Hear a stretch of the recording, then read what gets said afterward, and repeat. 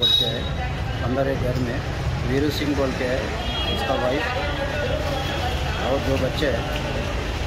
उन्हें उसका वाइफ घर में खाना पका रहा था, वही टाइम में उन्हें एक बड़ा सिलेंडर छोटा सिलेंडर ऐसा दिख रहा, छोटा सिलेंडर को उन्हें रिफिल करे से टाइम पे वो ब्लास्ट हो गया।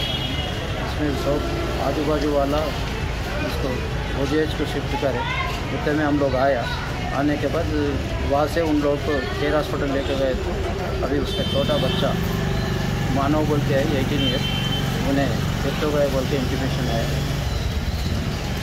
और उन्हें भी थोड़ा सीरियस है बोल के है। हम लोग केस रजिस्टर करके हम लोग इन्वेस्टिगेशन। कितने जने इस पर इंजर्ड हुए साहब? इसमें अभी तक हम लोगों को बोल रहे हैं इसका फादर को थोड़ा ज़्यादा मार लगा बोल के, उसका छोटा बच्चे और उसका वाइफ को थोड़ा हैंड्स को बर्निंग इंजरीज हुआ बोल के मालूम हो रहा। वो पूरा वो उधर जाने के बाद मालूम होता।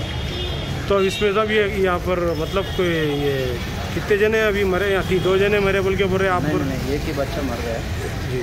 क्या नाम रहता सब मरे? मानो मनु नाम रहता? मानव सिंह मानव सिंह रहता। Okay sir.